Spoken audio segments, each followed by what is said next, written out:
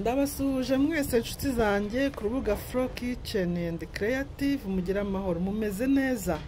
Abatameze neza namwe ndabakomeje, mbifurije gukomera. Ntago buhora bwije, ijoro rigeraho rigacya, mwihangane kandi mukomere. Hanyuma rero twagarutse muri ya gahunda yacu ya none mu gikoni. Ese turaganira kuki muri bya biribwa bitandukanye dukoresha kenshi cyangwa se tudakoresha, ariko icyo turebaho ni ukwibaza ese niba tubikoresha tuba tuzi icyo bimaze ku mibiri yacu, tubikoresha tuzi neza icyo turi kwivura cyangwa se turi kwirinda. Ese niba tutabikoresha twakora iki? Niyo mpamvu tugomba kubiganiraho tukamenya neza icyo umumaro biba bidufitiye, kugira ngo tujye twiha gahunda yo kubifata kenshi. Dukore orere, uvuga uti umunsi ndafata iki, uzi impamvu. Nirwo rusirimu rw'ingenzi, niko gutera imbere kwiza, usobanukirwa icyo umubiri wawe ukeneye kandi uwigiha, urinda indwara, urinda kuzahara, urinda kubaho nabi n'ibirwara bitandukanye. Tudatinze rero, uyu munsi turaganira ku kiribwa gitangaje cyane. None mu gikoni yacu uyu munsi turavuga ku kiribwa cyitwa urusenda. Biratangaje cyane kuko urusenda nanjye nkimara gukora ubushakashatsi ni bikeya narinzi ubyiza byarwo ariko bikeya, ariko nkimara kubisoma gushakashaka ibyo mbagezaho byarantunguye cyane, kuko nasanze urusenda ruri mu kiribwa gitangaje gifite imimaro itandukanye kandi ikomeye cyane ku buzima bwacu. Niba waruryaga rwose ukurikira umenye noneho icyo ubukoze. Niba kandi utarurya utangire urufate, bibaye ntacyo rwagutwara, atari ukuvangura rutinya gusa ruraryana. Oya, rufate wumva ko urufatiye umuti, cyane cyane ko abarumenyereye banatubwira ko rutera apeti, ruryoshya ibiryo. Urusenda ntabwo ari ikintu wafata muri kantite nyinshi, naho barabitubwira, turaza kubireba, ariko ujye ufata gake gake ariko ukagafata. Tujye tureba cyane cyane muri bihugu bya Aziya, bari abantu barya urusenda cyane, nta kintu bashobora kurya batari urusenda. N'abana batoya baba bararumenyeye, nta kintu na kimwe rubatwara. Au contraire, hari ibirwara byinshi rubavura. Muzakora ubushakashatsi muzasanga bari abantu badakunda kurwaragurika ibirwara nk'ibyo turwara cyangwa se nk'ibyo usanga mu Burayi no muri za Amerika, indwara z'imibyibuho, indwara z'ibinure byinshi, amakolesterol aba yarazaje abantu, indwara z'imivuduko y'amaraso, indwara zishamikiye ku mutima, indwara z'imibyibuho ukabije usanga mu bihugu by'Uburayi cyangwa za Amerika zibasiye abantu, ariko mu bihugu bya Aziya aba ari nke cyane. Ntekereza ko n'urwo rusenda barya cyane, bamenyereye ku buryo n'umwana mutarurya narwo ruba rufitemo umumaro mu kubarinda cyane. Reka rero tubivugeho tubimenye, kugira ngo natwe dutangire tubikore, tubungabunge amagara yacu n'ubuzima bwacu. Baratangira tubwira ngo le piment est bon pour la santé sous toutes ses formes et combinaisons. Urusenda ni rwiza ku buzima muri forme zarwo zose, muri combinaison zarwo zose. Turabizi ko insenda zirimo amoko menshi n'amabara menshi, icyatsi, umutuku, umuhondo, noneho n'amoko ni menshi. Hari za piment de cayenne, hari zo twita za piripiri, hari zo twita za nyiragasenda, mu zindi ndimi ho ni nyinshi cyane. Ariko baratubwiye ngo ubwo bwinshi bwarwo, amoko, amaforme, kombinezo, uko ari byinshi, ni nako urusenda rwifitemo umumaro munini cyane, akamaro kenshi cyane muri ubwo en toutes ses formes. Murabyumva, buri bwoko buba bufite umumaro mwiza uhambaye ku mubiri. Il stimule l'appétit. Muri iyo mimaro harimo kuba rutera apeti. Ibyo byo abantu benshi barurya barabizi ko rutera apeti, rukaryoshya ibiryo. Il stimule aussi la circulation sanguine. Rutuma amaraso agenda neza. Bimwe nari nangiye kubabwiraho neza, amaraso atembera neza mu mubiri, hehe na ya mivuduko y'amaraso. Il agit contre l'indigestion et le ballonnement. Urusenda kandi rufasha mu igogorwa by'ibyo twariye, bikagenda neza, ibyinjira mu mubiri bifite umubiri akamaro bikinjira neza, noneho n'ibisohoka iyo myanda igaca neza mu mabara, nta kibazo iteye mu mara, nta constipation ntaki, kandi rukarinda na bya byuka bibi biba bisohoka hato na hato ku bantu bakunda kubyimba mu nda iyo wariye ibiryo birimo agasenda, hehe n'ibyo byuka bibi bitari ngombwa bya hato na hato.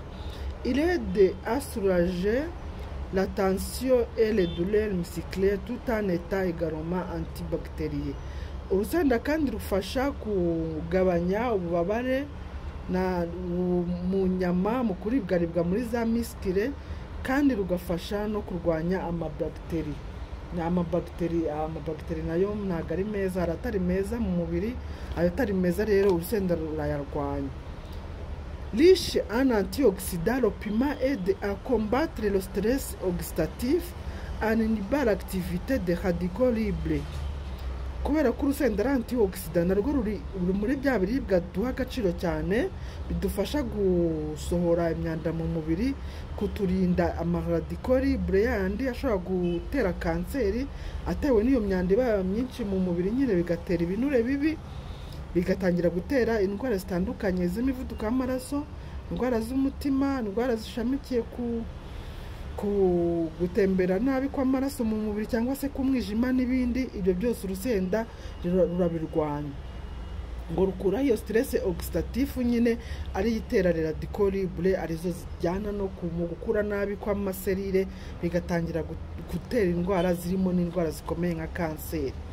Stress oxydatif naba nk'urugero nka kwa kundi ushobora gutonora umuneke ukawurekera aho ngaho utonoye wenda wanawuciyemo kabiri, iyo uje usanga nka nyuma y'iminota ingahe umuneke watangiye kuba ikigina, muzabikore muzabibona, muzasanga umuneke uba watangiye guhindura ibara. Iyo nayo ni oxidation. N'urugero mbaye kugira ngo mwumve icyo kintu, iyo twariye ibiryo birimo imyanda, bimwe twita ko ari byiza by'amafiriti, inyama, amapizi, ibintu by'ibivuta by'ibinure, nubwo mu kanwa biba biryoshye ariko mwumve ikintu bikora. Iyo imyanda imaze kuba myinshi mu mubiri, gatangira kuba stress oxydative. Mwibaze noneho amaserire yacu igihe atangiye kuba nk'uwo muneke, agatangira gutakaza ubuntu bwayo, bituma stress oxydative isajisha amaserire cyane. Urumva nawe ifata nk'umuneke wari umeze uko tuwuzuye uhiye, ugatangira kuba ikigina. Ibaze amaserire yacu atangiye kumera gutyo, aba ari kwangirika ndetse agatangira no kwidevelopa mu buryo butandukanye. Iyo rero mvuze ko ikiribwa ari antioxidant, ibyo bintu byose kiba kibirwanya. Urumva ko aba ari ibintu bikomeye, kuko ni stress oxydatif itera ibibazo bikomeye mu mubiri wacu, igatangira no kuguteza indwara zikomeye, izi zitandura tuzi zibasiye abantu cyane. Ubwo rero urusenda ruri muri ibyo biribwa birwanya cyangwa se bikuraho ko iyo stress oxydatif yaba mu mubiri wacu bitewe n'ibyo tuba twariye. Il entretient la santé du cœur et des autres muscles du corps, il brûle les graisses et réduit la fatigue. Urusenda rurwanya indwara zishamikiye ku mutima. Ukurikije ibyo maze kuvuga urumva ko nta kuntu rutazirwanya. Ikindi kandi rutwika ibinure bibi, umuntu akananuka, umuntu akarwanya umubyibuho utari ngombwa, kandi noneho ngo rugabanya umunaniro. Mujye mushyiramo agasenda mu byo mufata, muzambwira koko niba ibingibi ari byo, kuko ngewe ndi sûr ko ari byo. Du point de vue nutritionnel, le piment renferme de nombreuses vitamines, notamment de vitamine A, vitamine B6, vitamine C, vitamine E, vitamine K, vitamine PP. Il constitue également une source de minéraux tels que le calcium, le fer, le manganèse, magnesium, potassium et le cuivre. Ahangara niho hanunguye ku rusenda. Ntabwo nari nzi ko urusenda rufitemo vitamini nyinshi kandi umubiri ukeneye.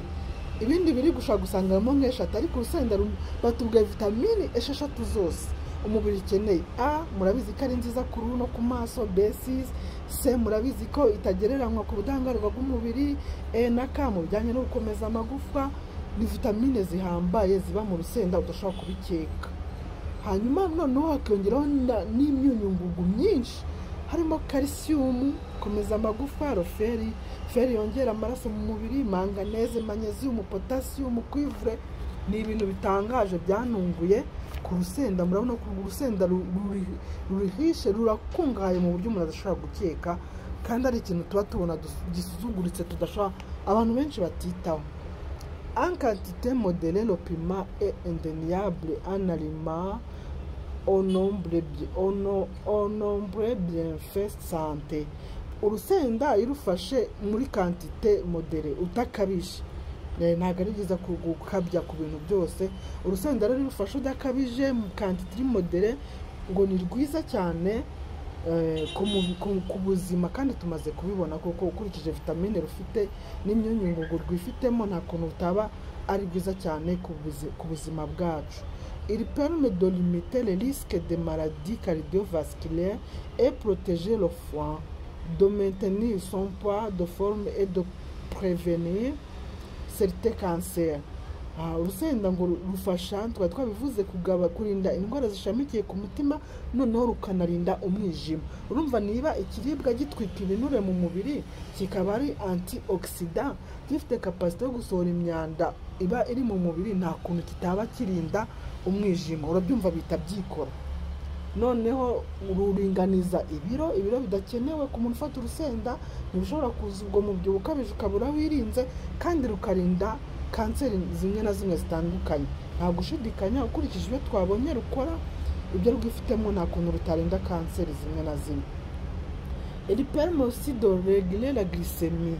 En effet, il empêche l'organisme de transformer l'amidon en glucose. Ikindi kintu gikomeye, urusenda ngo ruringaniza isukari mu mubiri. Ubwo no kuba diabetike murarwemerera rwose mujye mufata agasenda, kuko ngo bituma bya bindi twariye birimo amido, iyo bigeze mu mubiri ubundi kunda kwitransforma mu isukari. Amido iri mu byo twariye mu birayi cyangwa se mu bindi, igeze mu mubiri ihinduka isukari, none umuntu yaba afite ikibazo cya diabetes, isukari ikiyongera. Ariko none iyo ufashe ibiryo birimo agasenda, bituma ya amido irimo igeze mu mubiri itabasha guhinduka isukari. Urumva ruba ruguproteje mu buryo bumwe cyangwa ubundi. Ariko umuntu muzima ari no kurwaye diabete.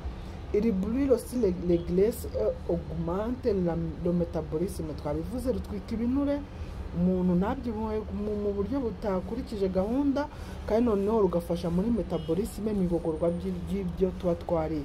C'est donc une aide pour des diabétiques et pour la santé en général.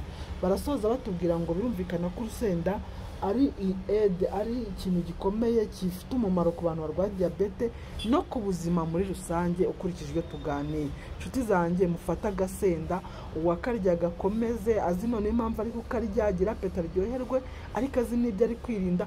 Noneho n'utakaryaga byo kutabyitaho gusa, nagafate rwose agasenda ni keza. En quantité modérée, mwirinde gukabya. Mwakoze cyane muri none mu gikoni yacu uyu munsi. Mwiyiteho, mubungabunga ubuzima bwanyu, mumererwe neza. Ciao ciao.